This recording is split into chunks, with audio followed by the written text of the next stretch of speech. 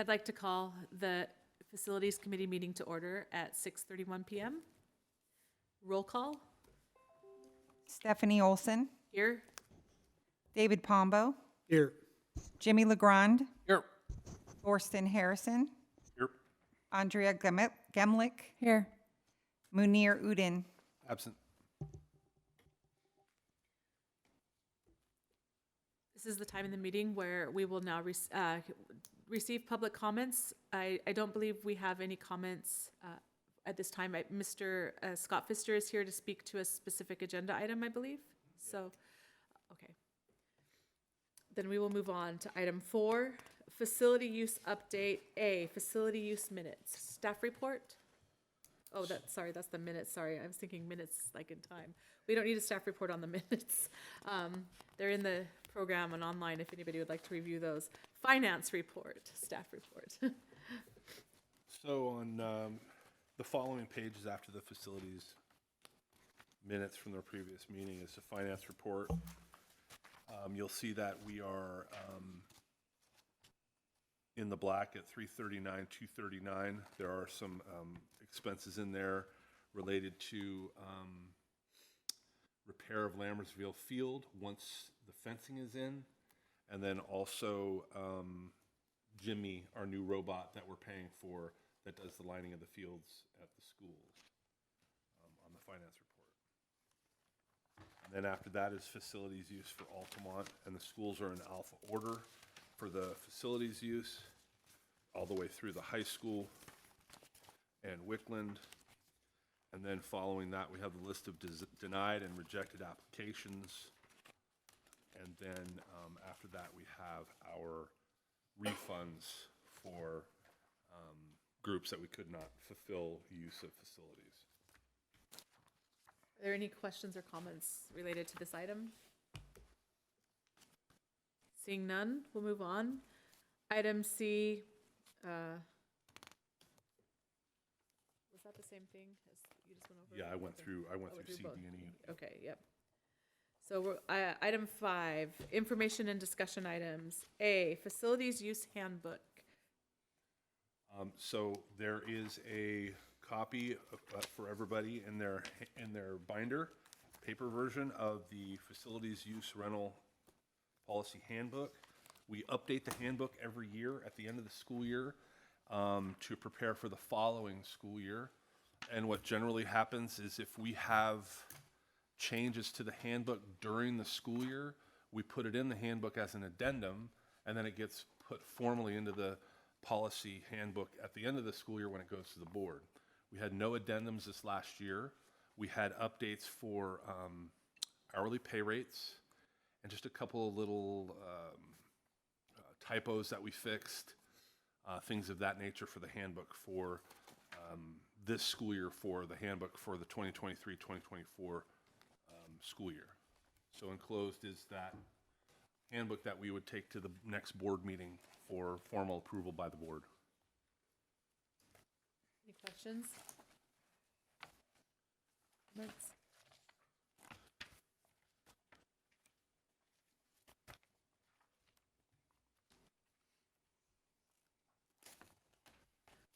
Seeing none, we'll move on. Item I, clarify early access to facilities on civic permits, 3-tiered system. Staff report? So we talked about this and kind of walked through this at the last facilities meeting. There was a request for staff to go back and create a tiered system that was a little more robust than we had previously. The tiered system would reward people that have rented in good standing for multiple years, as well as giving opportunities for newer renters to get to a higher level of tier. Those tiers would have access, like the tier 1 would have access to facilities first, the tier 2 would have access second, and tier 3 third. You can see the graphic up on your screen. The 5 years or longer group, there are 19 groups that are in that group, and Jimmy and I have put together dates for the opening of civic permits. It would be on August 7th. And then for tier 2, 3 years or longer, there's 14 groups. We would open up for civic permits on the 9th of August. And then for 1 year or longer, there's about 90 groups that are active right now, and they would have access on the 11th of August. A couple of things I added to the slide just for the group's knowledge and understanding. We have 490 registered users in civic permits. Now, they're not all active, but that's how many registered users we have. 214 of them are not in Mountain House. 78 are from Tracy, and 136 of them are from the East Bay, Sacramento, and other areas that use our facilities.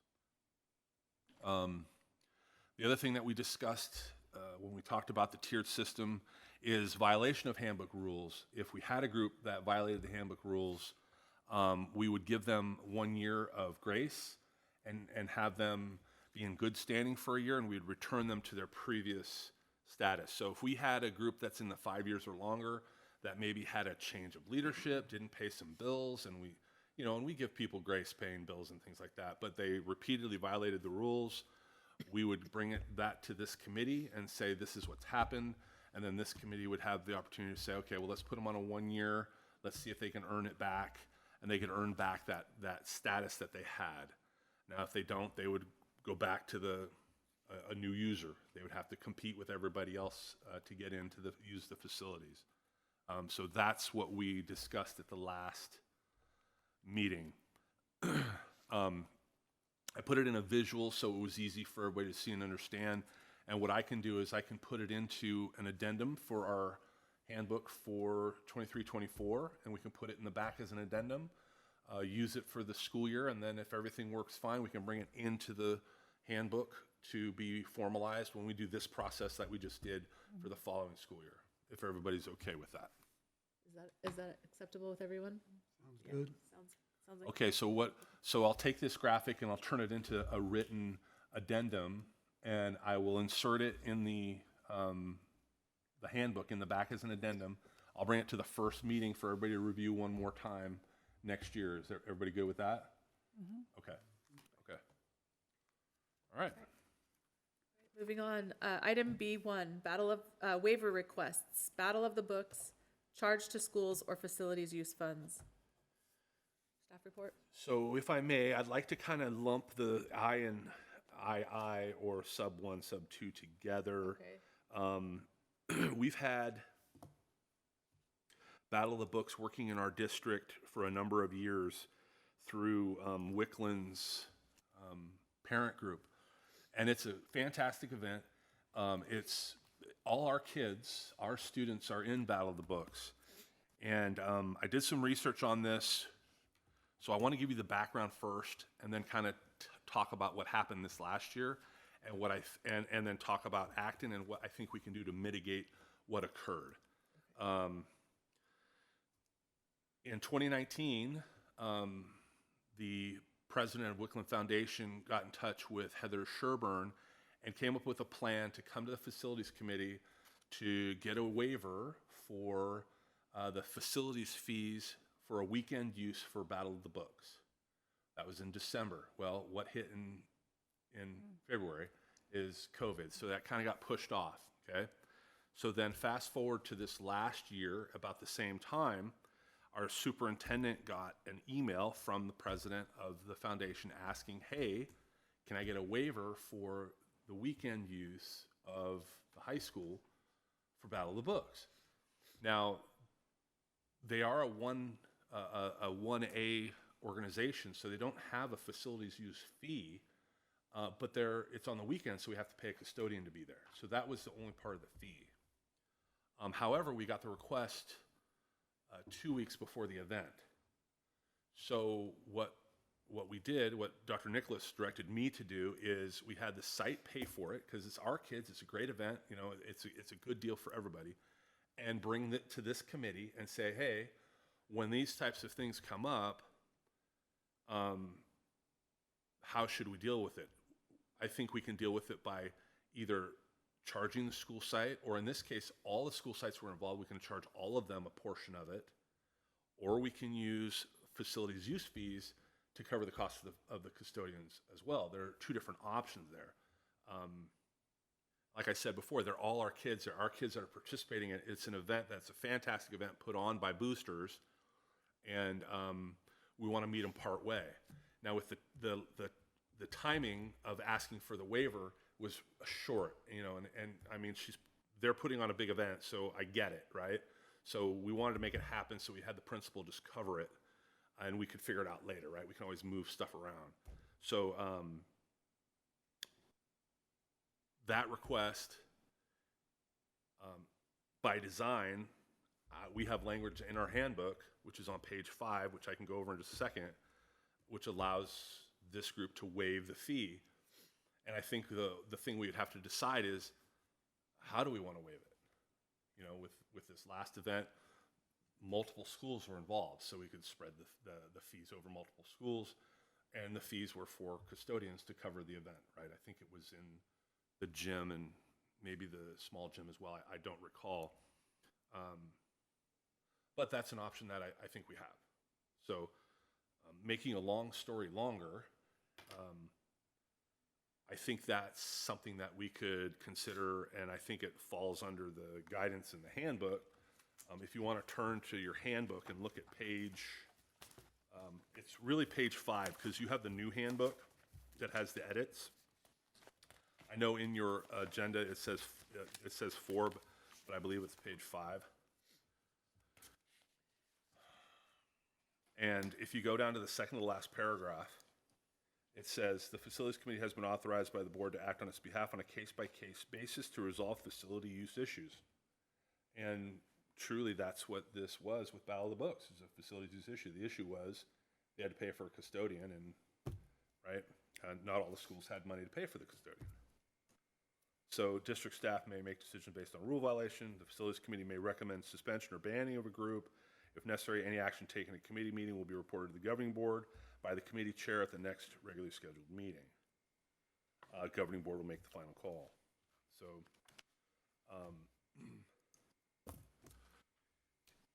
in cases like this, it may behoove us to have a system in place for the waiver when booster groups like this ask for a waiver. So. All right, comments, thoughts? It's not a lot of money either way, I don't think. But to me, it seems like something more appropriate for the individual schools to pay from their funds. It's not really a facilities. Well, the facilities fees that we can spend on things were intended to make repairs, improvements, those kinds of things.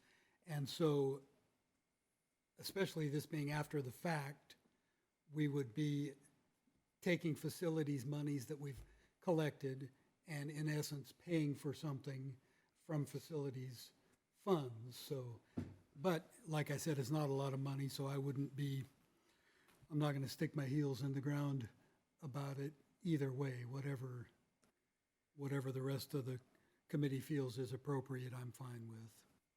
Ms. Gimlich? I was just wondering, who did you say covered the fee for this? Was it one school, or is it ended up being Wickland Yeah, covering it? the principal at Wickland used his principal budget to cover it. Okay, and then it was what was the total? Sorry, I didn't see that anywhere. I don't have the total cost for it. It was the cost of the custodians for the day. So, and that would be their hourly, their 30 overtime. times something. Yeah, $36 times 8 hours. So, Probably 2 so maybe- custodians. Yeah, was it Or like 3. Yeah. $300 or $400. Okay. so if we divide it up among the schools, it would be $50, $60 a school. I tend to lean towards Trustee Pombo's line of thinking that the facilities, we've dedicated these fees to repairing sites and maintaining them. And I think it's great to request the sites to cover it. I mean, because it did it got so many students reading. It was such a great event. It was, there were so many students. I mean, they had just alone in the large gym, I think it was 3rd and 4th grade only, because that's how, if they filled the large gym. And so the rest of the grades had to go to the small gym, and there were students from every school site there. I know these events have a lot of moving parts and there's a lot of things to think about and take care of ahead of time, but I believe prior to 2019, the Wickland Foundation reached out to the other school foundations and asked for monies towards putting it on. I believe I recall Lammersville School Foundation, which I still sit on because nobody else will step up, but that's another story. I believe we contributed $100 or $200 or something to the event in past years to cover not only any rental fees, but whatever other expenses they had in putting on the event. And I was a little surprised that that didn't happen this time, but as I said, I understand that these events have a lot of moving parts and sometimes things get overlooked. Well, also, there's an ebb and flow in how active different school foundations This is are. true. So it could be that, you know, this past year, some of the school foundations were just so overwhelmed with having nobody helping or stepping up that they weren't responsive to the request. So I can't say one way or another whether they actually did ask for that. But, you know, they're doing it, either way, I think that this event, and I think that's why a system would be great, because, you know, what event, I mean, we have to decide what events, you know, get this treatment and when is it not okay. I mean, like, I'm thinking when I'm president of the Athletic Boosters Club and we want to do a giant fundraiser, is that really appropriate to get something waived at that point? Whereas, you know, this is more something Like a service. community, or yes, this is more of a service event. Well, I think we could call this event co-curricular. Yes. It's reading, so it's co-curricular.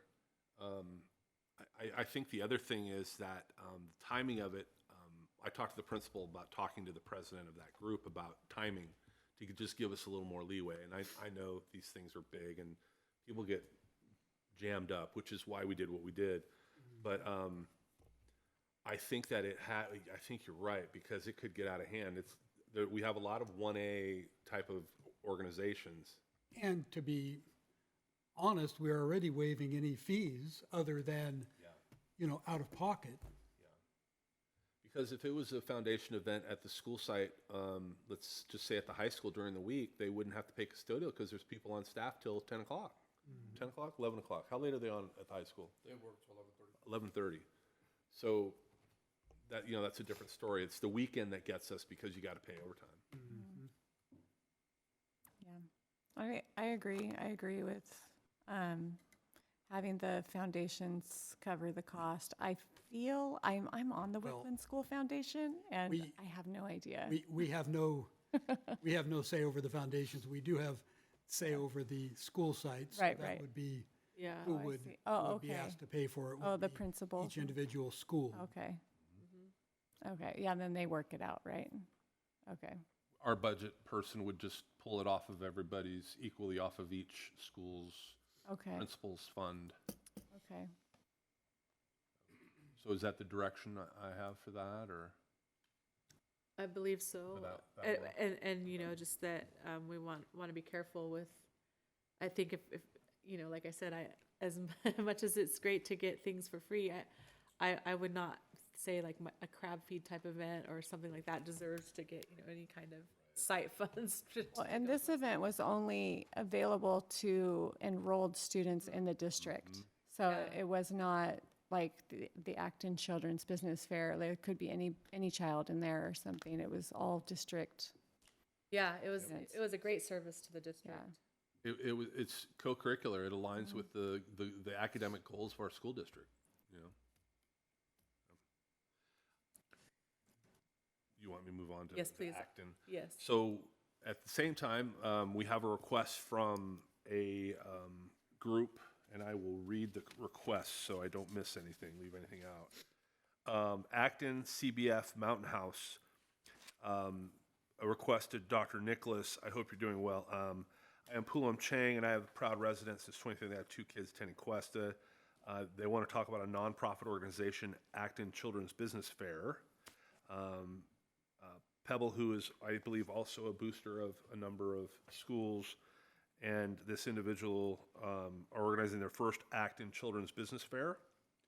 And they want to have over 25 applicants from kids 6 to 15.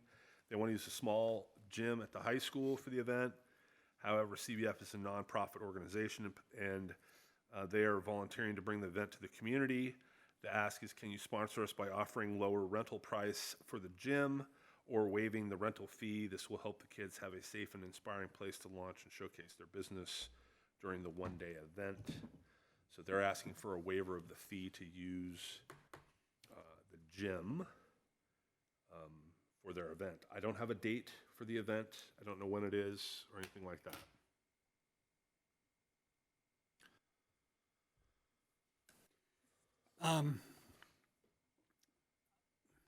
I read the letter, and it sounds like a worthy event, but it's a nonprofit. It's not affiliated with the school or the district or really even Mountain House, and we have fees that are discounted already for nonprofits. So, and I know it's geared towards kids, but so is, every other youth organization in Mountain House that's a nonprofit. So I don't feel like there's really anything further for this committee to do. I like the idea. I like the people running it, but it's. I think it's one of those situations where if I agree, I think it's a worthy cause. I mean, I personally donated to it because I think great, they're doing something great for kids. But if we allow this waiver this time, is it going to become, well, I'm doing this for kids, this is for kids, and I'm not saying that's not what this group is doing, but I could see how that would lead to It's a slippery slope. Yeah. Yeah, I feel like it's the same conversation we had with the swim team, and we didn't, and that was like a very, lively discussion, and we didn't do that either. So same thing, it's a good cause, it's great, but just stick to the, what it says. To be honest, I feel like if we do this, then every youth group is going to be lined up at the door asking for the same Right. Yeah. consideration. And if I can, the difference between the previous conversation and this one is the previous group was a 1A and this group's a 2A. They're a nonprofit group, which has a delineation in our fee structure. Yeah. So do I have my answer? You have your answer, I believe. Yes. Okay. And then subpoint waiver language in facilities handbook. We've gone over that. Yes, so ma'am. We're good. Yep. Item C, large groups, early access mandate. Okay, so we've had a number of large groups use our theater, our gym, other facilities that we have across the district, our MPRs at some of the elementary schools. And what we've seen happening is the group will get there, and let's say their time is 6 to 9. The group will be there at 5:30, and they want to get in because they've got a lot of people going on here. They got a lot of people in the event, and what happens is sometimes they call staff that's on the sheet to call it, and staff says, well, they're on their way. They're not allowed to open until the time of the event, which you put onto your request, right? So on the civic permit language, it says, did you allow ample time to set up and clean up for your event? And that's not super clear for somebody that's using a facility for the first time. Like, hey, you got a lot of people coming. You need to open a half hour early and get the doors open a little sooner. Maybe enough time to set up be replaced by, do you want staff to open the facility at the requested time or time before, after, like 15 minutes before, 15 minutes after? Offer that in the civic permits like when you're offering the facility, so that the group knows, hey, Thor's coming to open the building at 6, and that's the time he's supposed to open the building because Jimmy said you're opening at 6 because the contract starts at 6. So after having a conversation with staff about this, I thought, well, maybe what we should do is for bigger groups, maybe 200 or more, we ask them and say, hey, pay for an extra half hour, which is, I don't know, $18 with what the hourly is now. So you get 15 before, 15 after to give you enough cushion. And so that we're not paying for the custodian, if it's on the weekend, right? Right. We're not paying, the district's not paying extra to cover the custodian for extra time. And that they're not using extra time of their own time to open early or close late or whatever the case may be. We have language in the handbook saying if a group keeps a custodian longer, we charge them. It's in the handbook already. But we don't really clarify this piece of it. So that's why I'm kind of bringing that forward to the group to hash out. So Maybe for all groups, not just large groups, some wording such as the doors, gates will not be open until the time you schedule. If you would like them open earlier, you need to schedule your time earlier. Okay. I think that's good. One question with respect to weekend rentals. If you rent something at 7 p.m. and so that's when it's going to be opened, what about the parking lot? Because I know that groups have encountered that where the parking lot's locked and if they're going to get access at 7, do they have to separately request the parking lot? Or I think that shouldn't probably not be something they have to request personally, but. That's an interesting question because a lot of the parking lots are just open. The only one, it's just the high school. The high school, yeah. At the high school is the issue with opening the gates. So if we have an event at the theater or anywhere at the high school, the custodians working the event on the weekend, they have to open the gates, they leave the gates open, and they have to close the gates after the fact and lock it down, right, before and after. So that's a great point. I know that in the handbook, it references the use of the parking lot and things like that, both separately and inclusively for big events. So I think it's when somebody rents the theater, the pool, the football stadium, the gym, small gym, I think it's a tacit part of renting those facilities of having the gates open. Yeah. So that's another part of this that maybe we need to enforce it upon people that use it to pay 15 up front, 15 back, or something like that, so that we have time to get everything. And in the case of the parking lots and the venue, we can only charge, if they want the parking lot open 15 minutes before and 15 minutes after, we can charge only the custodial fees for those 15 minutes and right. not the rental on That's right. on the venue. It would be simply the hour, so it'd be the half hour of the employee. So what is it, 36? So about $18 to get that done right, like that. And I think that would help some of these groups that don't use the facilities all the time, and they don't realize, oh, wow, here I am sitting behind a gate, and I'm supposed to be in there in 3 minutes, but the custodian doesn't open the gate till the time of it, right? So I think that could be helpful.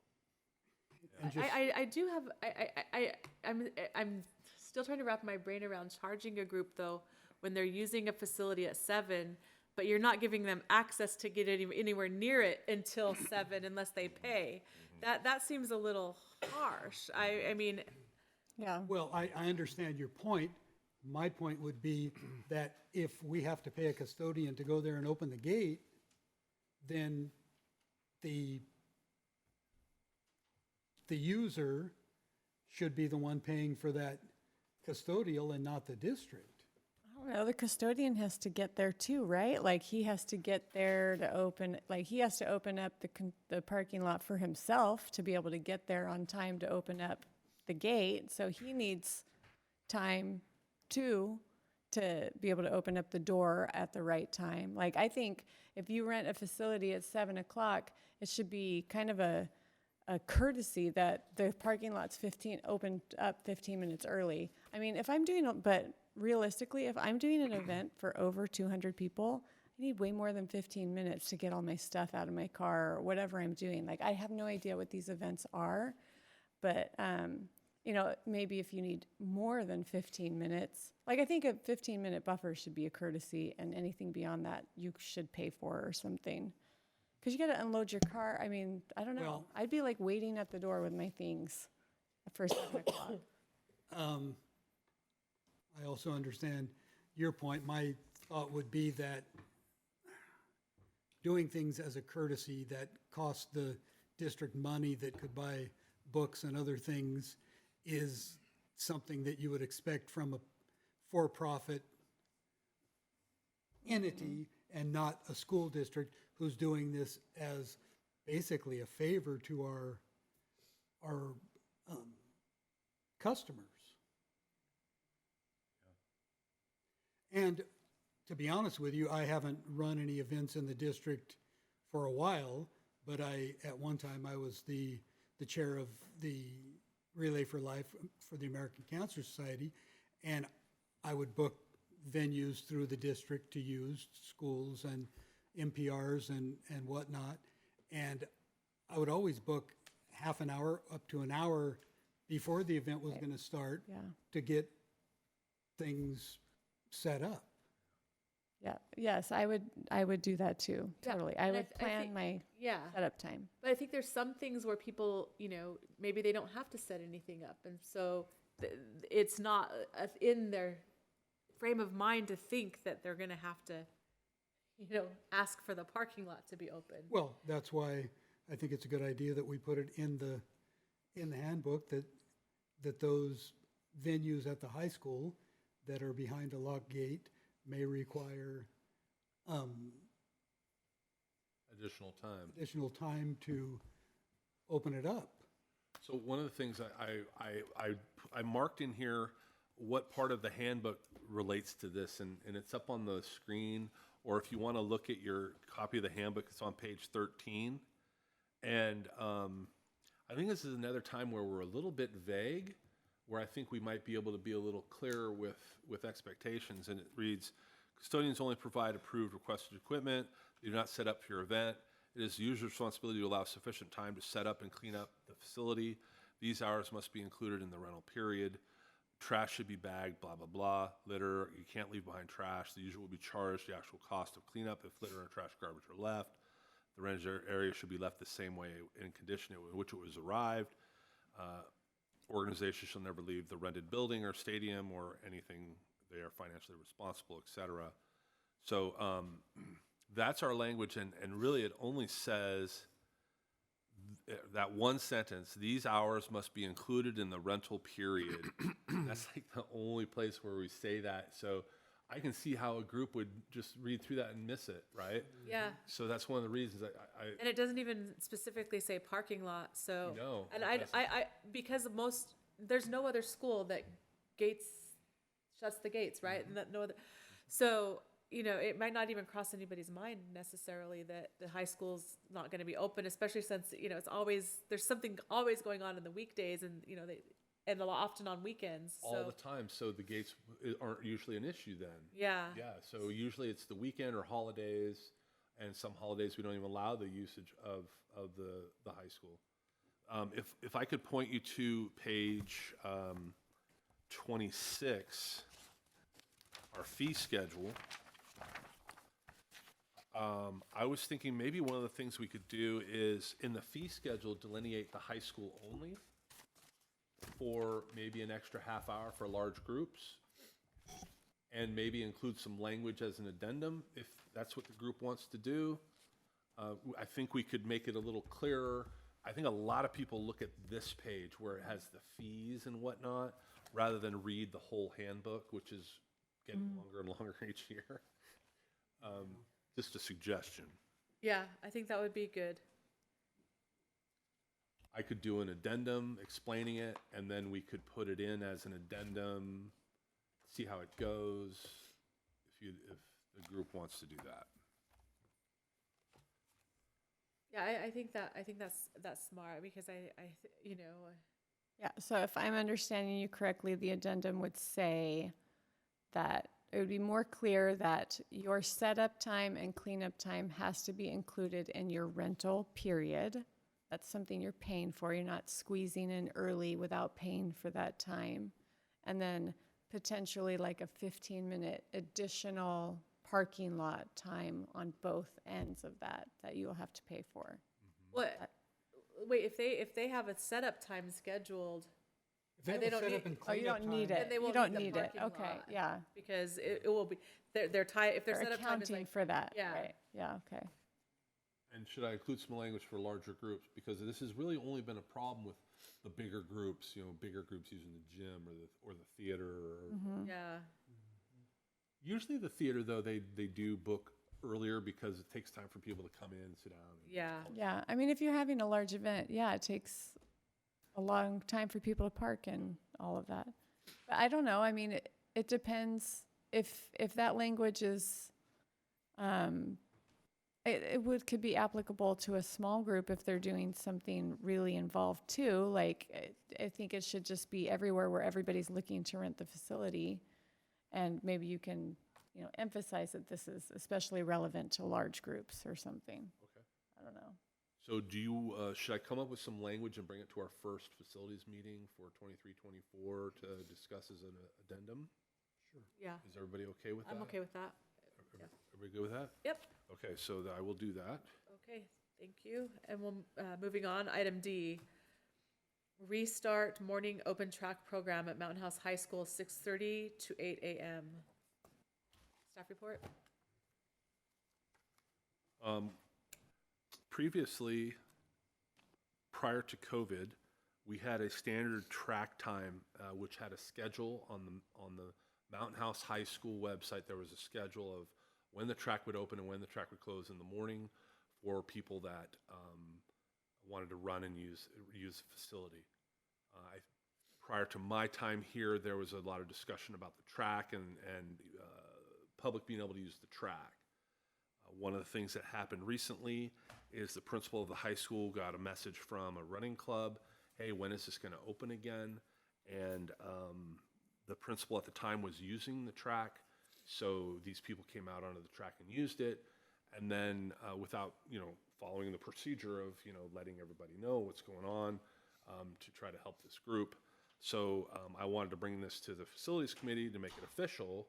Hey, is it okay to start doing the open track time from 6:30 to 8 in the morning like we've done in the past?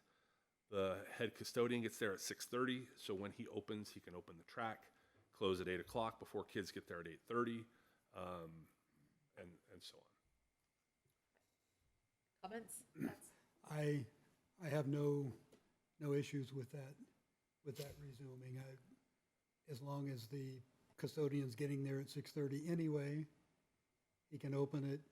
Takes a couple minutes to open the gate, as long as the outside people are gone before our kids start showing up for school, because they're not fingerprinted, they're not vetted, they're not anything. They can just show up off the street.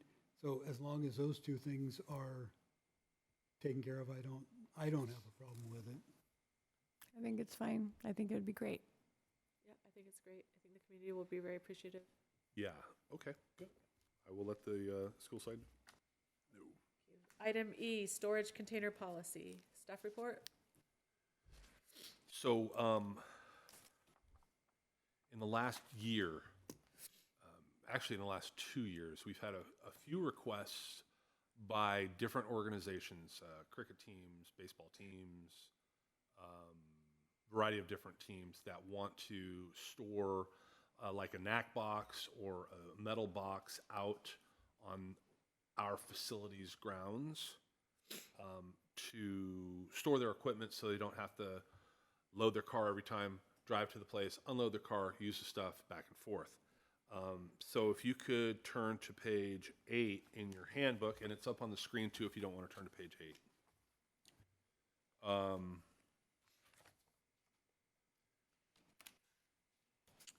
It's right below the district furniture and equipment, the first paragraph, the bold part. Facility users not recognized as Tier 1. Tier 1 is obviously our schools. Organization are not permitted to store any of their belongings on sites. So that's been our process and our policy for the last few years. Now, in an effort to be forthright, a group pointed out that at Bethany there are 2 knack boxes that have been there since before I got here and before he got here. And we did some investigating. Jimmy went out there and he has a key for one of them because it's the JV baseball box, but we don't have a key for the other.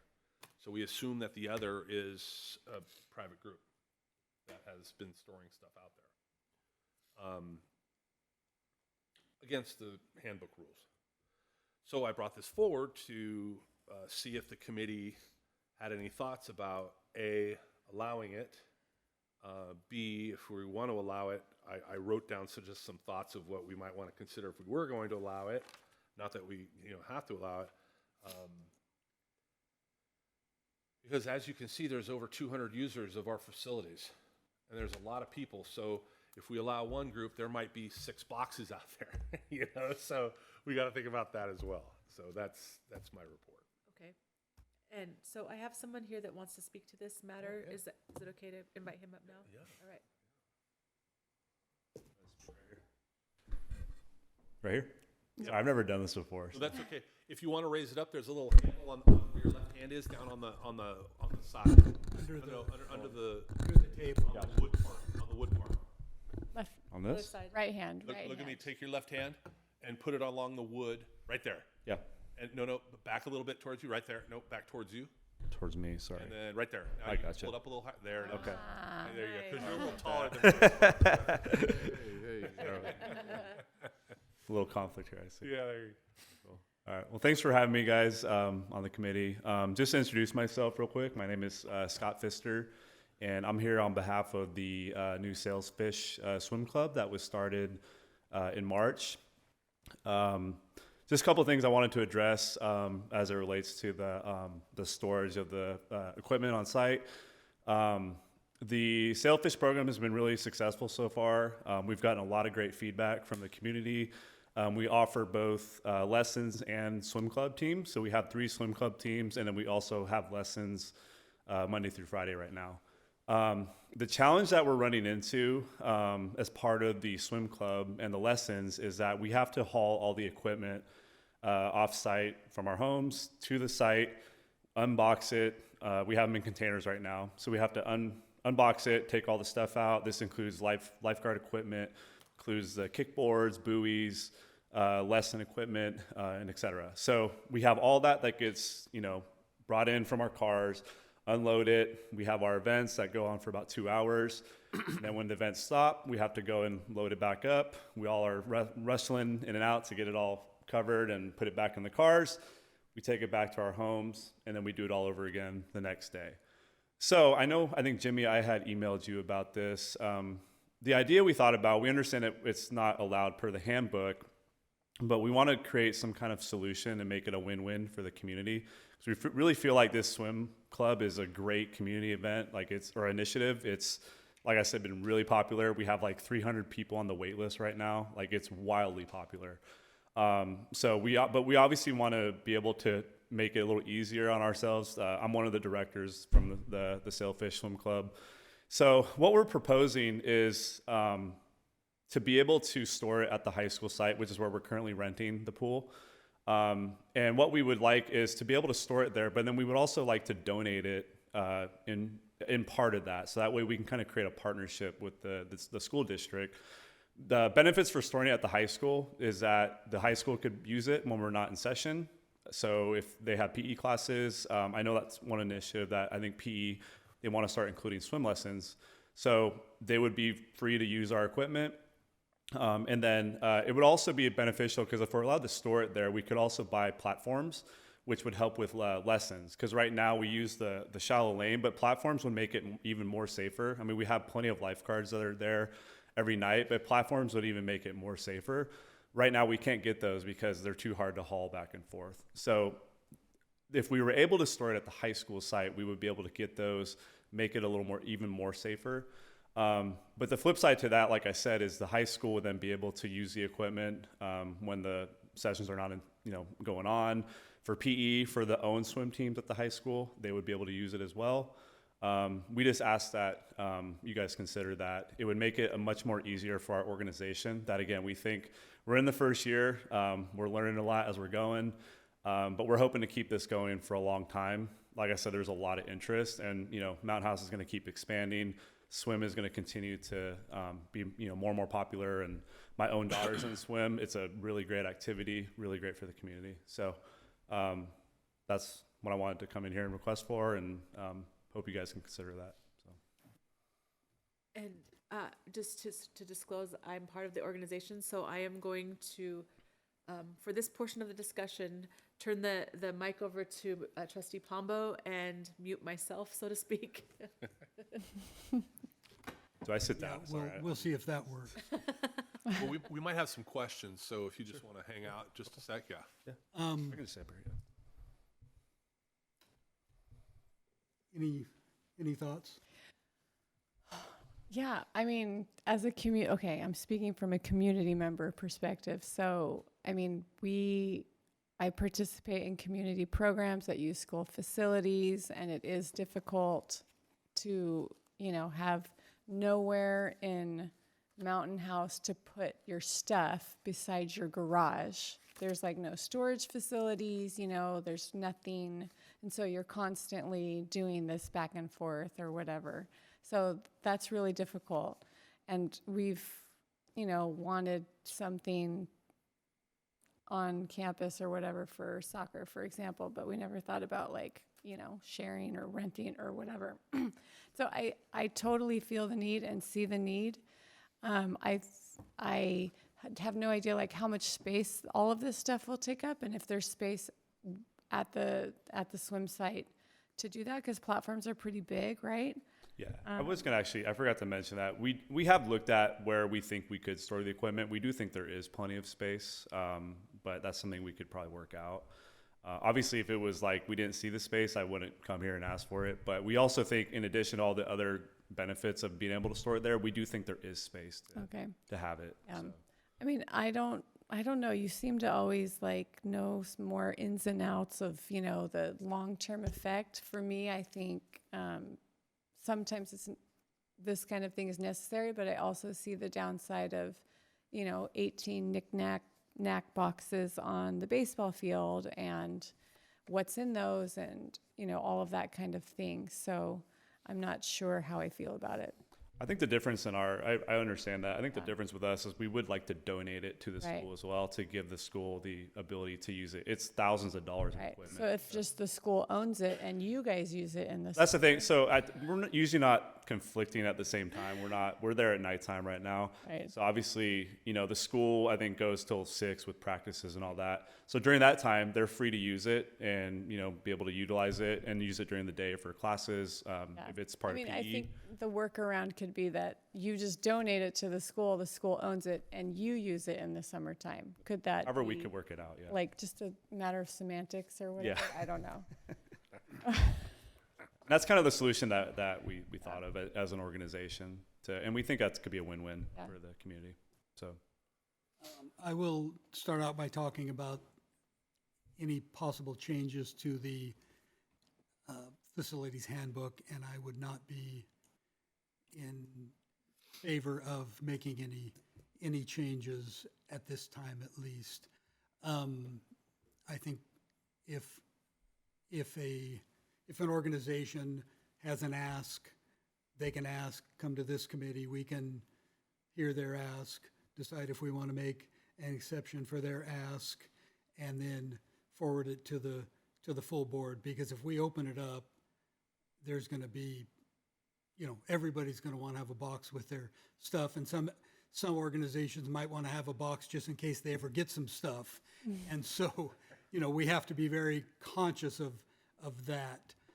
As far as your thought on donating it, I don't see a problem with that, but that I think would be something that you would, and correct me if I'm if I'm wrong, associate superintendent, but I would think that's something that they could take to the high school and say, do you have a use for this?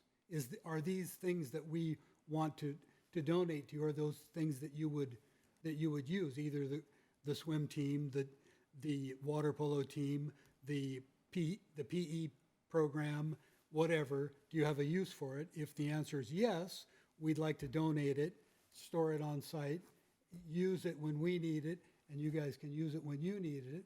And if that's something they can work out with the high school, then this committee or the board don't really have an issue with it, I don't think. Stating it that way, I would agree with your statement. So work with the high school then would be the recommendation? That would be my recommendation. If Mr. Harrison has a different view on it, The only thing that I consider in my head is that we don't allow outside organizations to store equipment in our facilities, right? So if it becomes ours, we could store it in our facilities, but we don't want outside groups inside of our facilities. So it would make sense that if a box came along with it of some kind that's durable, you know, you're very clever. That was good. Then there could be a discussion. So I think it would need to be a discussion with the AD, the swim coach, you know, and the person in charge of PE, because if that is true, PE wanting to have swim classes and that is a value add to our curriculum, then that's a different story. as far as the location, if there, my opinion, and as I said, I don't know all the cogent facts, but if there is a place that it could be stored, the custodians are there to open the pool, right?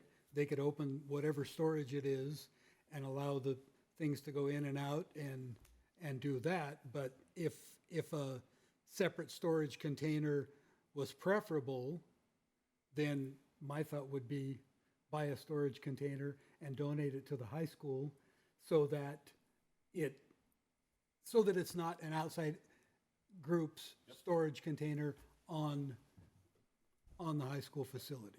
Exactly what he suggested. Yeah, I mean, we could look into that for sure. My only other question is, when the stuff becomes the property of the school, is there an issue with outside groups using the property of the school in this way? That was the point I was making in the Okay. handbook. It says that, so it's kind of a gray space Yeah. that I think we'd have to figure out. Yeah, I think there would have to be a discussion on that. And yeah. I think it's a good solution, and I think it's You know, one of the things Work. that I always think in my head when we talk about these things is this program, the kids are mostly our kids. Again, Yeah, there are kids doing swimming, right? So I always think in my head, well, gosh, there are kids, but we got to follow our rules, right? And stuff. So. well, we just have to make sure we're fair, firm, and consistent with Right. all groups that are doing things for our kids, and there are lots of them. So, not specific to any organization, well, kind of, I know there's another new organization that's starting like a tackle football league, and in the past, there was a storage container that was used at the practice site. So because tackle requires a lot of equipment, are we going to be consistent with groups like that as well? So they had a container on our schools? At Cuesta, yeah. Cuesta? This was years ago when my son played tackle. Out in the field out there? I don't know was where it- they kept their equipment. It was somewhere like, yeah. I know they had some tires when I got here that they had left, and I got rid of them. Yeah, but yeah, I mean that's another group that could potentially have the same issue. There's a lot of equipment. Anyway, as I said, I'm not in favor of changing the policy in the handbook at this time, but if groups want to come and make a proposal for something, I think we listen to it. If it sounds reasonable, we can. So again, not speaking specifically to this, just the concept in general. If a group does make a proposal, and the committee decides, do you think that storage, storing something there should come with an extra kind of rental fee.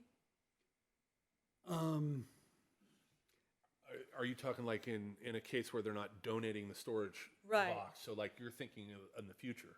Yeah, I'm just thinking of a future situation, if somebody Yeah. comes up to us and says, I'd like to store this equipment for the 4 months or whatever that I'm renting X place. Do we say, yeah, sure, go ahead, no problem, nothing? Or do we have a storage fee? Because a storage fee may be something that like, prevents a lot of the people just storing things just to store things all the Right. time. Well, I think that would be something that would be discussed when we heard a proposal.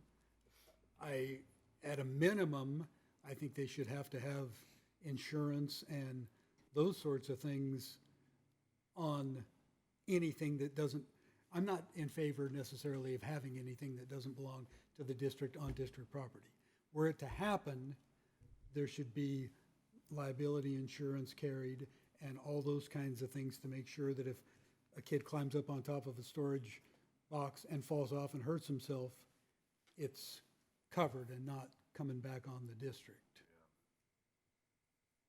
Yeah, I did think of that, like if an outside group wanted to do it for the duration of that sport, when it's using it for like the 3 months soccer is using it, but it's, seems probably, I mean, that seems reasonable, and I think they mostly have insurance anyway because they're using your fields and they're covering all the activities and stuff like that. But it's this other random knack box of probably private groups that are just using all the time. That's kind of like not, they're just not in compliance, basically.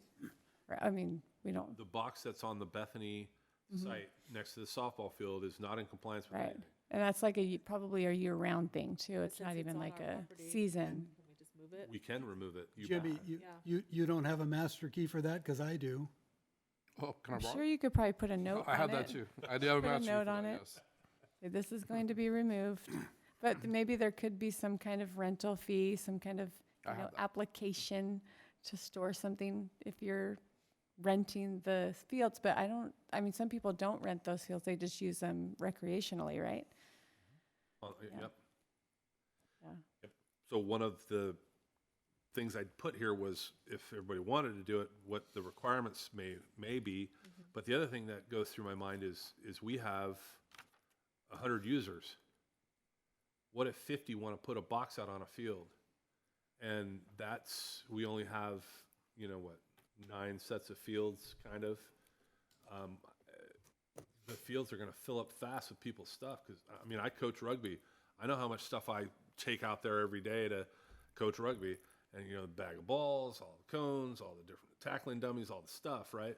So there's a lot of groups out that use our facilities. There's soccer, there's cricket, there's, a variety of different groups that, once again, I don't know that opening that can of worms is be a challenge. Well, if with that many groups, I think that the case by case, like bring it to the committee, what's the proposal, is good. But I also think even with that, there should be like a sort of a checklist of what we look at. We have to evaluate to make a decision, right? Like a criterion, because otherwise, Like how you our decisions could look kind of like unfair, Yeah.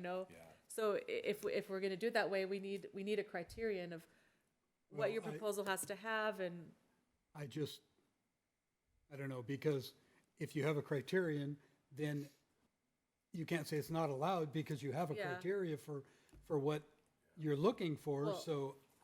well, it has to meet this criteria. Need to even ask. I don't know, and then I mean, but there's a lot of factors in that because Or if we just leave it the way it is, then the answer is no. right, And but it's this just is a different case here. This gentleman wants to donate materials. That's a very different case than yeah. a rugby team. Let's use my case of asking to put a knack box out there because we practice out there. That's different. Do you, I know you're familiar with other districts and whatnot. Do you know of any districts that have, The districts I've worked for do not allow it. Mine as well. Not allowed. You've been in 3 or 4? 5. 5. I've been in 3. None of them allow it. that was what I thought, and it's probably because for all the reasons we've discussed, that if you let one, everybody wants one, and how do you control it, and how do you know whose is what and what's where, and But the difference, the difference, I don't know if what other districts you worked in, is that Mountain House has like schools and houses and nowhere else. I mean, we are limited by where we can put things. yeah. And so that's a little bit unique. Unfortunately, because of that, a lot of things that shouldn't fall on the school district. You know, we are kind of the de facto rec organization for Mountain House, and that's one thing that I really struggle with is our responsibility is educating our kids, extracurriculars and those things, and I don't feel good about spending money that could be spent on books and extracurriculars for the kids and all that stuff on outside organizations, even if those outside organizations are benefiting our kids, because it's not the district's role. And I know it's hard, and I know people get upset with the district that we don't want to let everybody do everything they want because of the lack of facilities out here, but it doesn't change the fact that we're a school district and it's not our responsibility. I can I agree with that, that's understand. true. Is there a room for a reasonable kind of, compromise with the community? We're already doing that by providing facilities use. And that was something that I guess the district could have said no, right? Some districts do. It seems like most districts share their facilities with the community to some extent, but, you've gone above and beyond, I think, in trying to make things available, creating the handbook. Is there a reasonable wiggle room on some of these things, though, like where you could say an organization where 95% of the kids involved live here, attend school here, is different to me than an organization where, it's just random kids? And couldn't there Yeah. be, like, we have tiers for like different things, couldn't we have tiers of, like who could because there's a lot of groups out there that are benefiting our kids, feeding into the middle school sports programs, to the high school sports programs, or the drama programs, and but for those groups, we wouldn't have what we have when they get to those points in school because there's nothing else out here. So I don't know. I'm just asking: is there a reasonable compromise on anything here, or else is it just always the hard line? Well,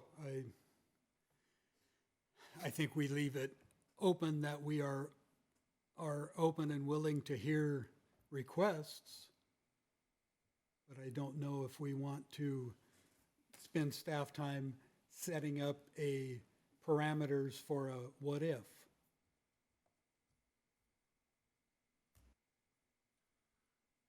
So is my direction to investigate this gentleman's proposal to donate these materials to the high school, talk to the athletic director, the swim coach, the principal, and go from there?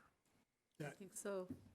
Right. That would be It- my idea, would be my idea for you to facilitate a meeting of the minds between this gentleman's group and the high school. And just to be clear, for any group that's asking, if another group decides, oh, I'd like to donate something, the process would be that they have to go through you to facilitate the meeting, or would you have them approach the school directly? The school directly. Okay. If somebody wants to donate items to a school, they go to the principal of the school. Principal of the school, okay, just want to make Set sure. up a meeting and, So that's why, okay, just wanted to yeah, make this is sure. a little different because it's a school pool that we allow the CSD to use, and Sailfish, that's the organization, right? Mm-hmm. Sailfish to use, so.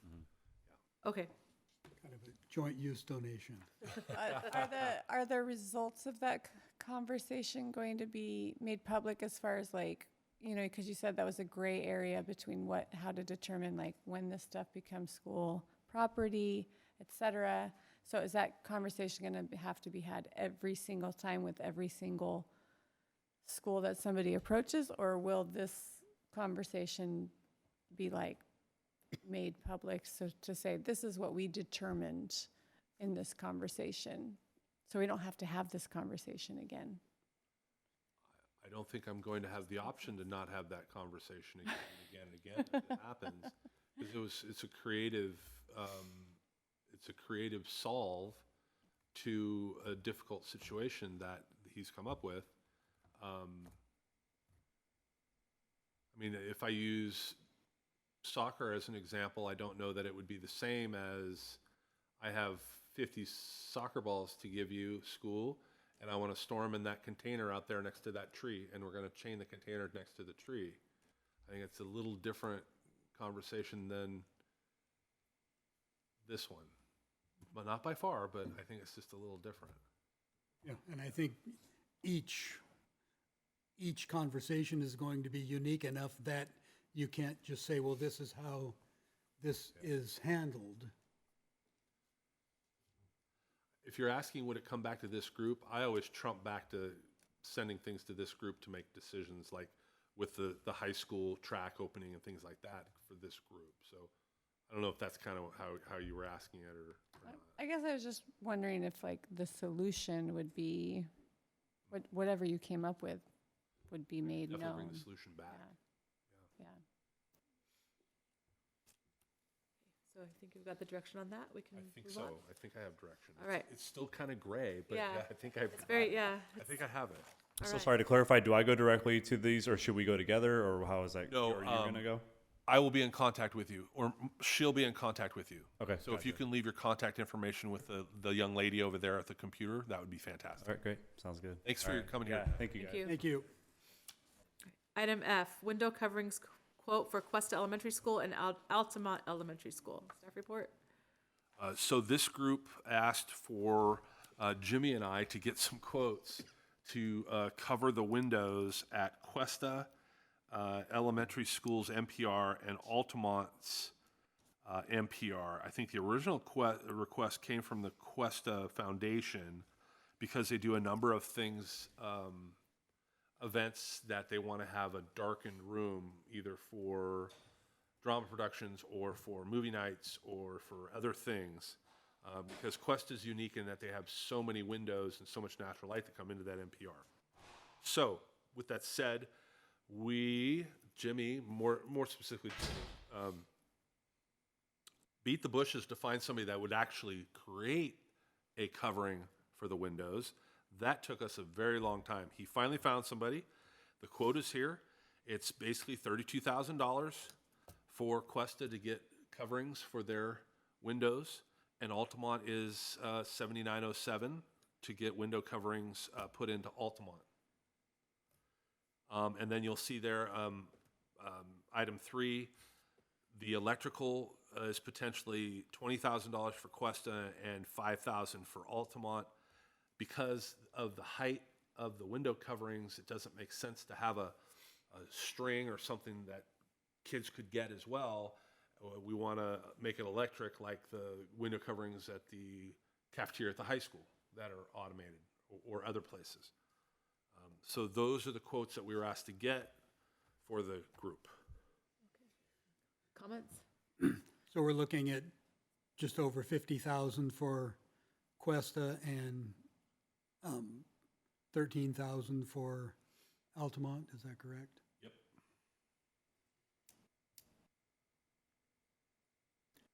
It's a lot of money. Everything's a lot of money right Expensive now. curtains. It's true. Quest has a lot of windows. Yeah. A whole wall of windows plus the sides. It's a lot. And is that coverings on all of them? Yes. And I will say, like, it is difficult when you go to a play there and the light is shining in and there's nothing that they can do to get that, you know. Well, it seems to me like it's really expensive, but this is kind of what facilities monies are used for, this kind of thing, right? Instead of, battle the books or whatever. If I could, we've used facilities money to purchase curtains, to restore curtains, to put the side curtains at a couple of schools that didn't have side curtains that other schools had. I think we did some adjustments to Lammersville's stage a while back using facilities money, so it's been done pretty regularly. We also did some of the floors on some of the stages, right? Right, we did some of the floors on some of the stages as well, yep. So, do I hear that while it's cringy how expensive these curtains are, we think it's a good use of the facilities money to proceed?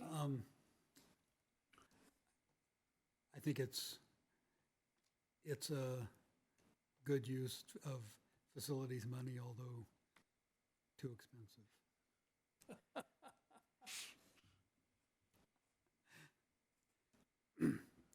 But with that said, I'm fine with spending the money on that. I think it's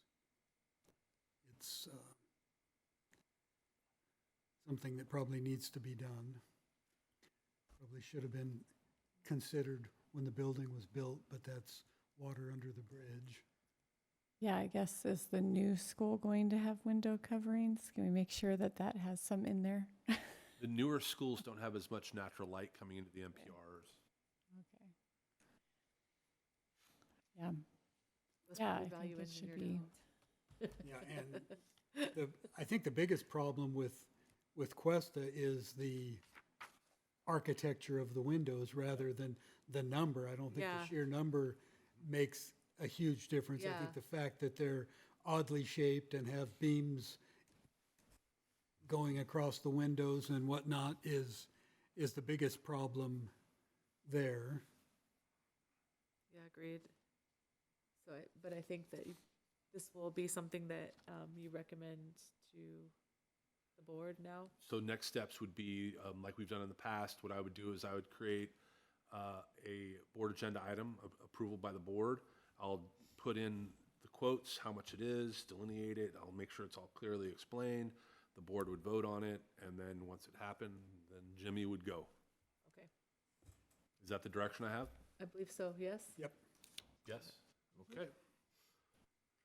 Item G, update on safety repairs. Staff report. Oh, so yeah, sorry. So, can you go back to that other?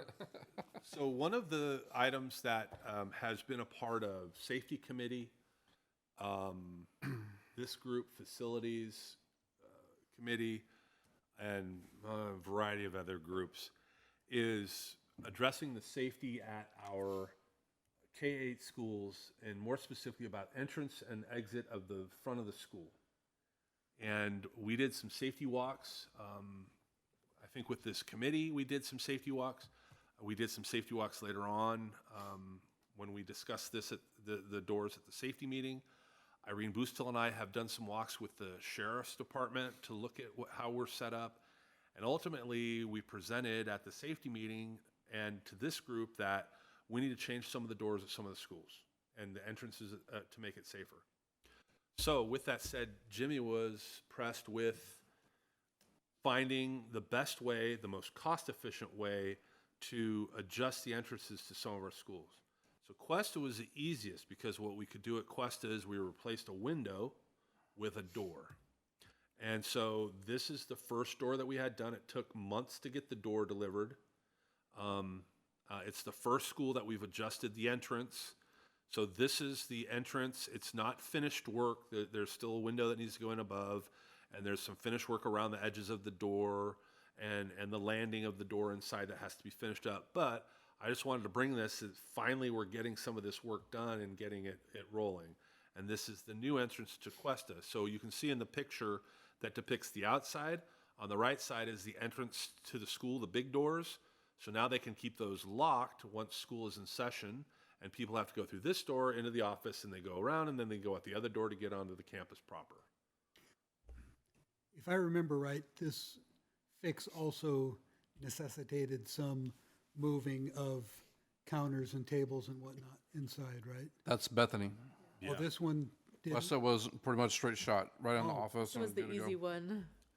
Yeah, Bethany, and that's why Bethany is waiting until the summertime. So this door is on the same side of the counters as the original door? The double doors that go into the office is on the same wall. Okay. Yeah. All right. And then the next fix is going to be Wickland. That's the next easiest, and that's going to be the window on the north side of the offices. We won't need to change any of the offices there either. It's simply an addition of doing the same thing we did here at Cuesta. Take out a window, cut down the wall, put in a door, and then Jimmy's team is going to lay a slab of cement because there's bushes there, and there'll be a slab of cement that comes around and meets up the rest of the cement so people can enter in there. They get onto school proper, and then they go out. Okay, I was wondering about that. Yeah, good. So the new design of our schools, they do it correctly. They have the steel doors. You go in this side and you come out onto campus on the other side. Some of these older schools, the designs weren't there yet. Okay. So the other school we're doing, the two we're doing is Bethany, and Bethany's a similar type deal. We'll take a window out. It's on the outside of the gate, but the way where the window is where the site admin currently sits. So we'll have to rework the countertops and have you walk in where you walk into a countertop, and you'll turn left and walk, if you're approved, walk out onto the campus. A little patching of the flooring and some countertop right in front of us, some cabins and countertop right there. That's a little more involved. It'll be a summertime deal. And then the other one is Lammersville. And the solution we came up with was when you come in the front door of Lammersville, we will cut an opening in the wall, which is, the principal has a really big office, so we're gonna take a little corner of her office, and there's a door that exits out the back of her office. We'll just make a little walkway, and you exit out, you hang it right, and you're able to get on campus. With the fencing is gonna go to the right of the office. The iron fencing will be right there, so you're forced to go through the office to go on campus at Lammersville. That's a little more involved too. It's a summertime deal. So So are Wanna go through all the of, rest? are all of those and happening this summer or? this summer, Okay. yeah, yep. You want me to go through the rest of the items? So all the campuses should be ready for the start of school next year? Yes. That's the plan. Sometimes materials, getting doors, it's amazing how long it takes to get a door. That's the only hangup is the material. It took a long time to get the stuff for Cuesta, and yeah, I had to delay it 2 or 3 times because waiting for parts and didn't come in, but it's in now, so. I wasn't asking for a guarantee, just what the plan was. You know what, I've made a lot of plans and sometimes they don't get there because Very of other true. people. Yeah, that is the plan. This is Plan A. Yes. But it's like really, I mean, as a parent and going to Wickland all the time and school shootings everywhere, it's something that's always on my mind is that this gate is wide open all the time and you can't It's see. unfortunate that's the time we live in, right? Yeah. It never was like that when So we were kids, so. It's good that it's happening. Let me go through the rest? Yes, please. Okay, we're also making some other safety upgrades around the district. You could call it safety, replacing the floor in 2 classrooms. We're having issues with the carpet at Bethany in the 500, 600 wing. We have tripping hazards, that kind of stuff. That's getting replaced this summer. We are doing the office we talked about. And we're also at Bethany, we're doing the fire beams and the multi. It's the weirdest system you've ever seen. There's a little dial and a little light. You dial it in, and then it comes out a whack one time, and it sets the fire alarm off. We've had a bunch of random fire alarm events at Bethany, even when Principal Wingo was there a couple years ago. It's a very old system. We're getting all the beams replaced. That's a summertime deal. Lammersville, we talked about the office, and then Speaking of Bethany, one Yes. time we had a Cancer Society event at the NPR at Bethany, and a Mylar balloon got up into the beam. into the beam, Yeah. and all hell broke loose. Yep. That happens. Also, Lammersville, the perimeter fencing, I mentioned at the board meeting last night, everything's been approved. They're ordering all materials. That'll happen this summer. Hopefully have a schedule next week. I'm hoping they can start maybe even later this month before school gets out. That would be the best. At the high school, it's kind of a safety issue. We did all the lighting in the main gym. We brought that to the board. It was very dim in there. I'm getting a quote, or Thor approved to give me a quote for the small gym, do the same thing in there. Replace all the compact versus with LEDs. Question, we talked about the opening. Wicklow, we talked about the opening. And then we're doing parking lot upgrades at 4 different sites: Altamont, Bethany, Wicklow, and Mountain House. Putting curb, what do they call? Speed bumps. Speed bumps. How did I get that right? Speed bumps at those schools. The high school, between the garden and the parking lot where the pool is, they put a bunch of cones out. We want to put permanent delineators in there. Bethany does the same thing in their bus entrance right in there. We want to do that more permanent. They just put about 100 cones out every day, which is kind of a pain. So we're trying to make that a little more permanent. To save staff time. Yeah, that's a lot of Custodians cones. spend like half an hour. They, putting out yeah, there cones. must have been a sale on cones, so they got a whole bunch of cones. Yeah, and- I mean, it's a great system for like keeping the traffic is, but going, it's- but it's a lot, it's a lot of work. But it's We're gonna make it permanent. paying for the custodians to do it every day. Yeah, it is. We have 50 radios on order. Thor told me to order 50 radios because the lead time on the radios, last time it took us a year, almost a year to get radios because of COVID. And then we also ordered 20 extra radios for the ELOT program. They're using that. And then I have an order in for the emergency flip charts, the red ones on the wall over there. We need some for Costa. And then there's a few sites that are short, so we have 100 of those on order. And I think that's it. Did I miss anything? Questions? All good?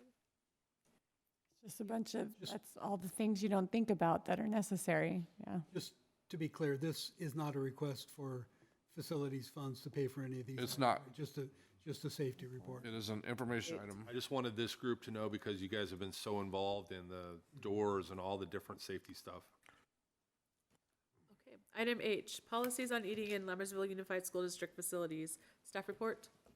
Okay, so the policies on our facilities for eating are delineated in our handbook. And if you want to turn to our handbook on pages 14, see if I can get there. Excuse me, 14. There we go. I'll start with page 14. So that starts with the gyms, and it reads, food and drinks, with the exception of water and plastic or resealable bottles, are prohibited in all main and sub-gymnasiums. If food and drinks are found in the gym, your permit can be canceled. That's if you're renting it. Any water spills must be cleaned up immediately. It's the renter's responsibility, et cetera, et cetera. So these rules apply across the board for all groups 1 through 2B. And then if you turn to page 15, this is the pool. No food, drinks, or glass allowed inside the pool, only plastic water bottles, the resealable bottles, you know, the water flagons, those are allowed. No skateboards, bikes, or pets. So that's, Can I ask a question about that one? There was a question about that I was asked about the pets thing. If somebody has a service dog, does that count as a pet? That's not a pet. So, okay, that's what I thought, but they were nervous about bringing their animal in, and I said, if it's a registered service dog, it's okay, right? Yep. Okay, service dogs are allowed. We do allow them on school okay, grounds. Yep. that's what I thought. Okay. Okay. Actually, I think they're pretty much allowed anywhere and everywhere. They pretty much are, especially now. And then if you turn to page 19, this is for the track and the football stadium. No drinks allowed on the turf, plastic water bottles only, and the refillable water flasks as well. No chewing gum allowed, no sunflower seeds, etc.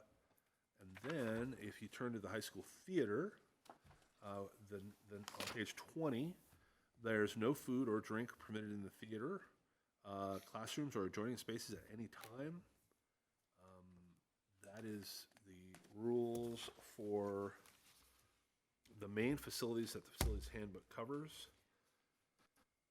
Can I ask one more question about that? When it says classrooms, is it talking about all the classrooms in the building with the theater, like the band room, the orchestra? Okay, all right. A lot of time, I think it says that because a lot of times when people use rent the theater, they use some of the classrooms for changing rooms and organization rooms and whatnot.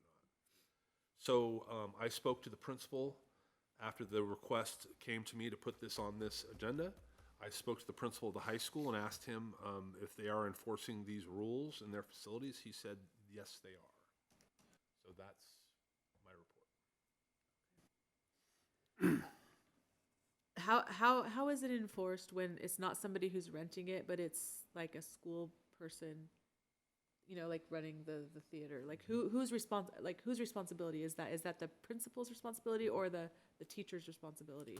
Ultimately, it's the principal's responsibility to make sure that, let's say, for example, I have a dance class and I'm holding a dance recital at the theater. And the dance class puts in, when, you know, how the schools get access to all the facilities first, they put in all their events and then we release facilities to the public, right? So let's say the dance teacher puts in an event and they are using the facility. Whoever the principal deems is in charge of facilities, ultimately it's the principal. They're charged with making sure that, hey, this is how we use the theater. This is how we use the gym. This is how we use the pool. This is how we use the football stadium. Ultimately, that's who it falls to when a organization is, when the school is using our facilities.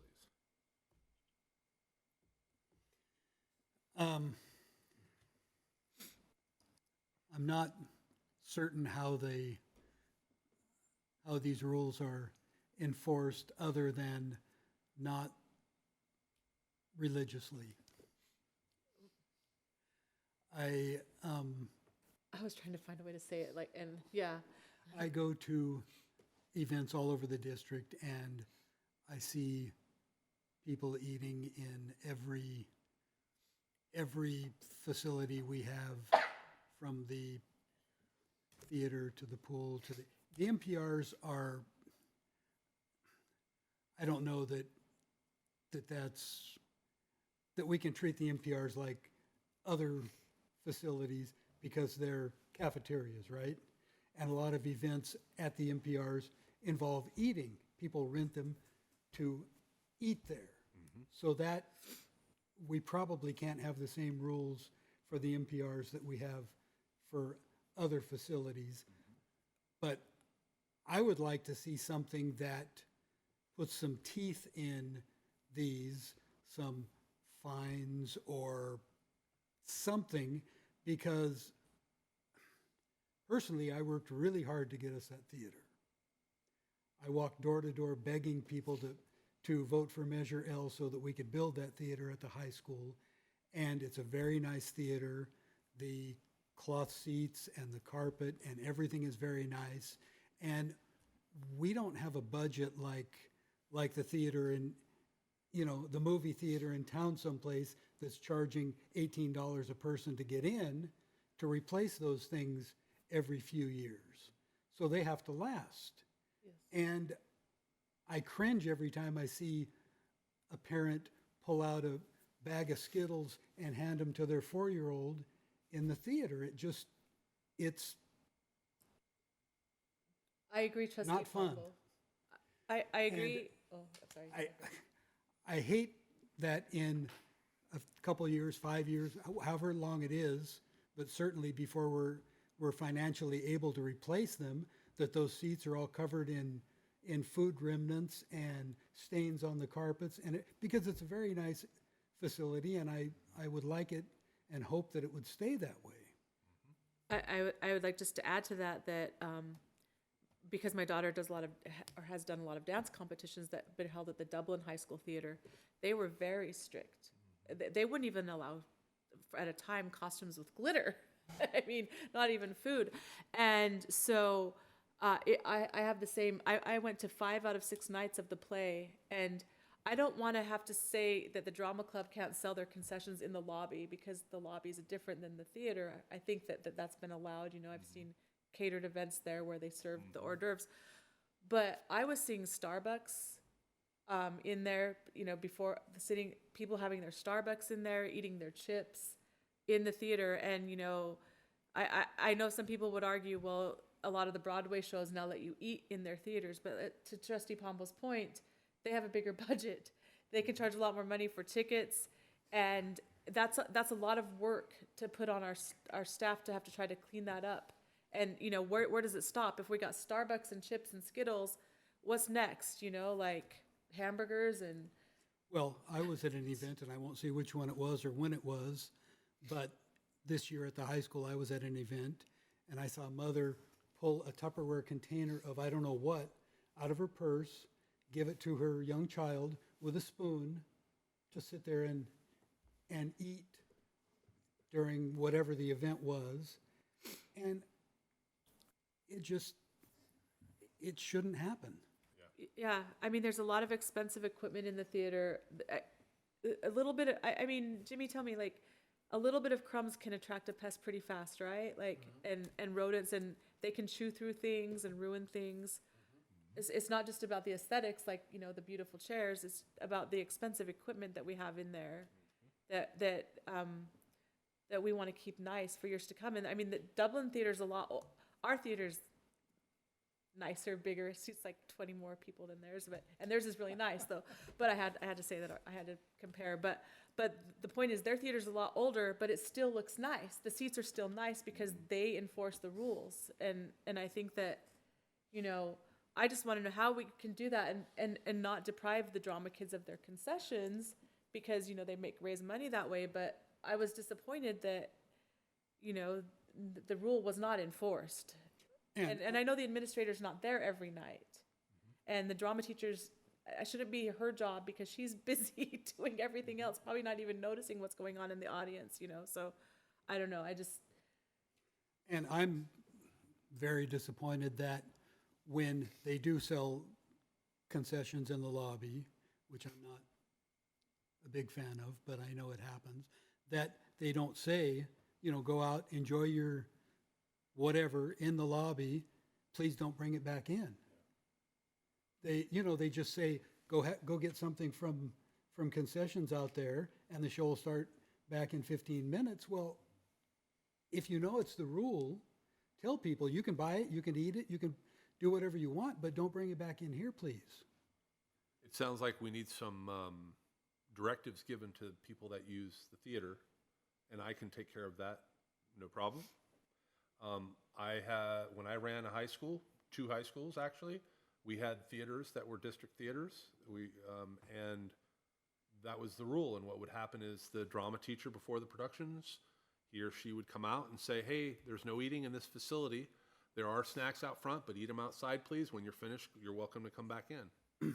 And I would be very in favor of spending facilities money to put some signage on the doors leading into the theater Yes. that say no food or drink beyond this point. yeah, I think that's Yeah, a I was great going idea. to suggest that. Yeah. Although I agree with everything you said. Although I wonder why the pool area cannot have food, because I don't know.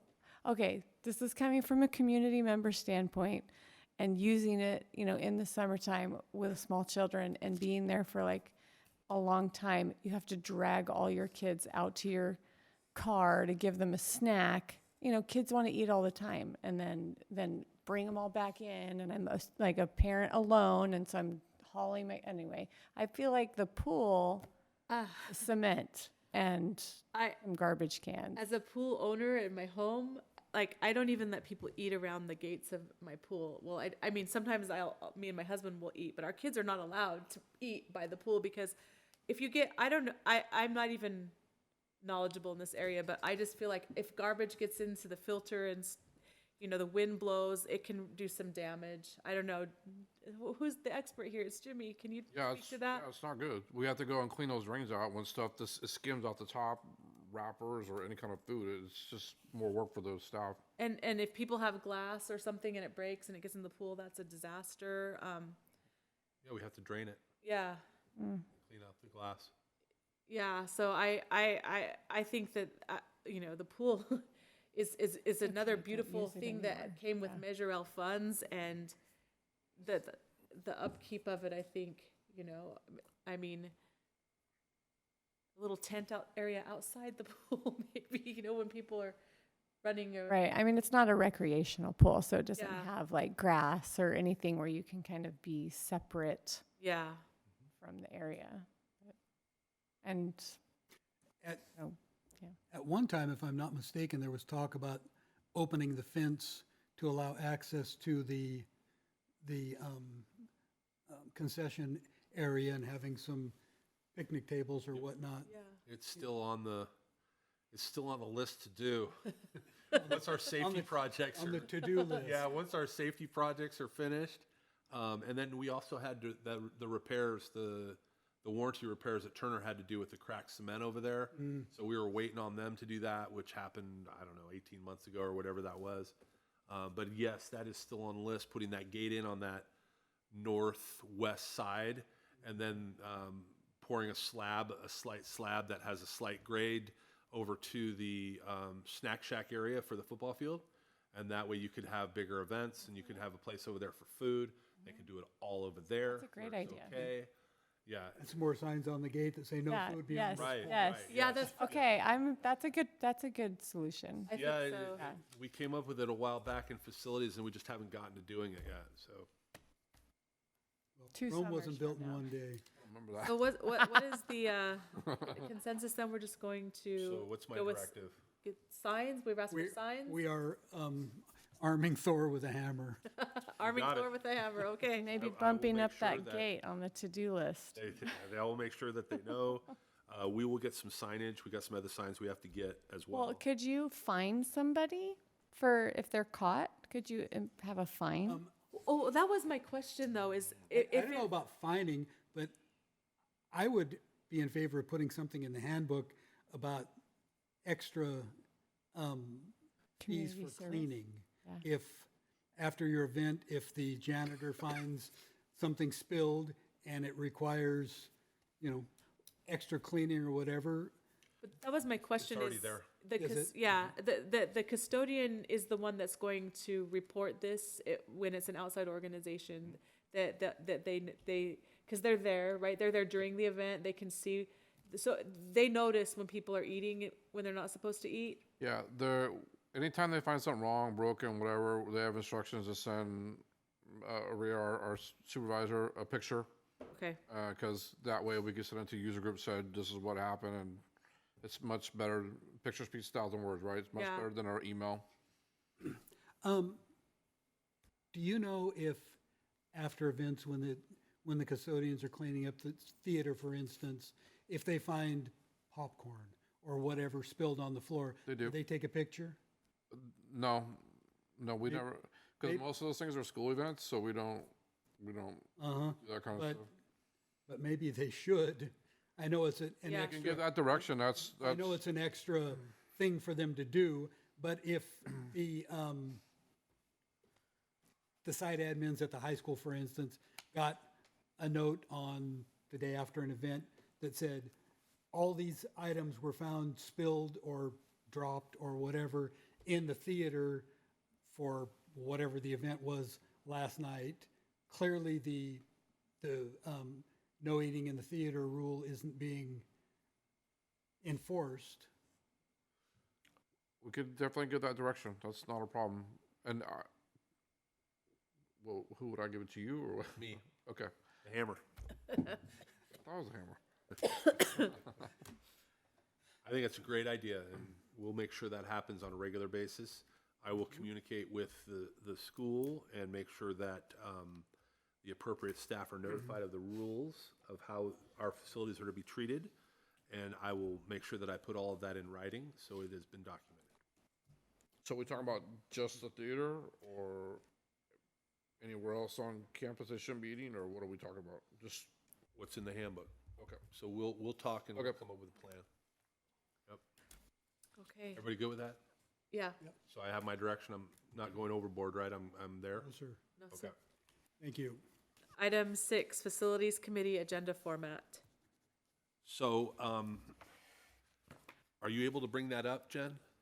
So in the front of your paper packet is the Assembly version of our Facilities Committee meeting.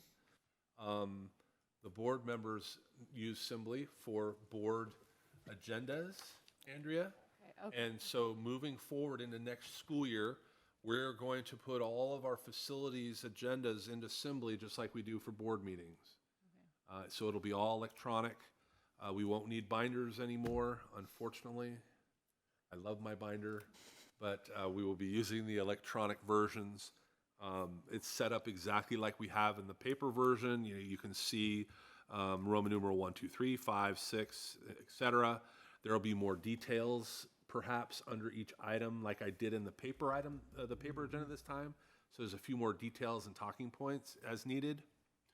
So moving forward, I just wanted to let the committee know that we have been encouraged by our superintendent and Noel to go to electronic like we are in a variety of things in our district. So this is the next step for us if everybody's okay with that.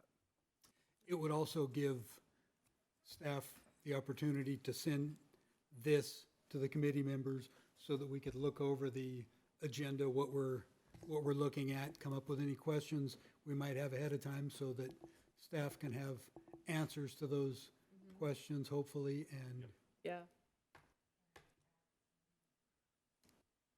Turn on your microphone. The board members have computer or laptops, but the community members would need to bring a laptop or device to get on the internet. It's a public, it's going to be posted to the public, so you'll be able to pull it up and follow along during the meeting. Okay. We will have a printed agenda at each person's seat, but we'll be following along on the laptops. Thank you, Jen. Would you mind adding a reminder in like the next invitation to bring that? It's like 4 months from now. Okay. And moving on, speaking of agendas, item 7, future agenda topics and meeting date. Staff report. So as I do in every school year, I will look at the master calendar and send out dates that are similar to the dates that we had this year for the facilities committee. That addresses A. Everybody okay with that? And then B, Facilitron. I was trying to get a demo done for this meeting for Facilitron, which I discussed with the committee at either the last meeting or the one before, I don't remember. Couldn't make it happen, so I'm going to try to make it happen for the first meeting in the new year. That is the automated facilities system.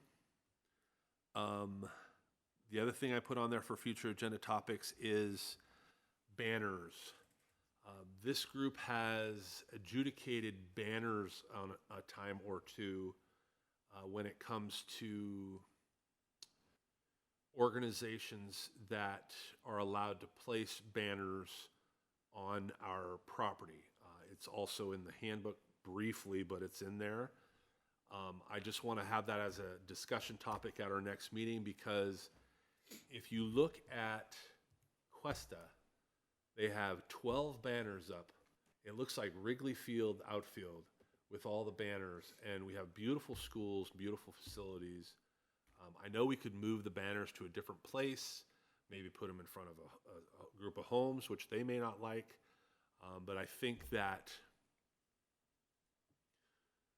historically when I first got here, there was a mandate on the banners that you had to be a nonprofit, Mountain House and or Lammersville organization to put up a banner.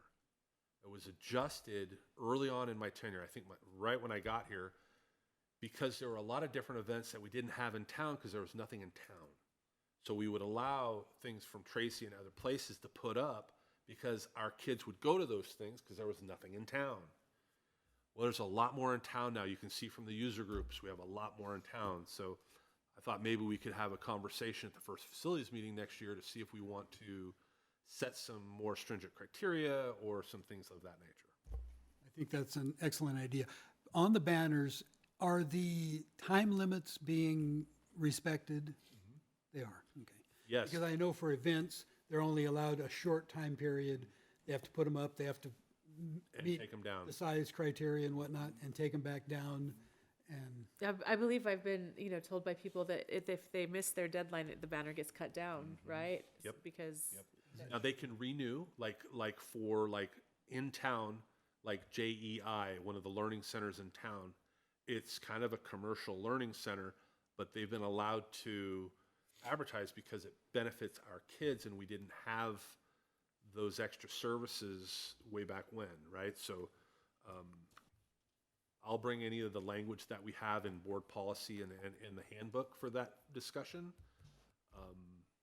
But driving by Cuesta today and yesterday, it's that whole front kindergarten section. I mean, it goes all the way from the gate all the way around over to the almost the full circle. And I don't know. It just seems like we're being taken advantage to encourage businesses that aren't necessarily nonprofits groups. Whereas if it's, sign up for soccer, sign up for football, that's what the whole intent was, right? Mhm. No, I think that's a good discussion item. Yeah, agreed. And I believe that there's nothing else, so that. I have one more item if it's Oh, okay. That's fine. I'm sorry, but Oh. the new member, thank you for serving an extra year on your sentence for the facilities committee meetings.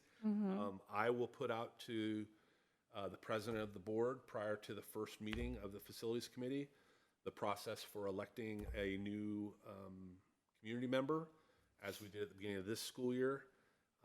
That process is we do a request across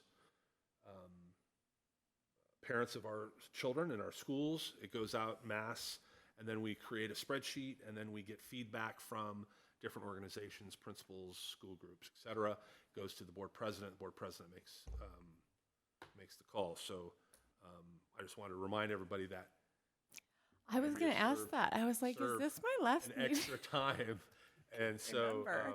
just to let her know that we're gonna. Is this my last meeting? Yeah. Okay, just checking. I don't want to show up next time. and That's be the like, plan, unless I get different direction. you don't have a seat. Okay, well, I've really enjoyed being on this committee. It's been really, really interesting and learning and talking with all of you. And I appreciate everything that you guys do. It's been awesome. Thank you, and we've enjoyed having you. Thank you. Yeah, thank you. Thank you so much for serving on the committee. That's all I have, Madam President. Okay, then item 8, we are stand adjourned at 18 p.m.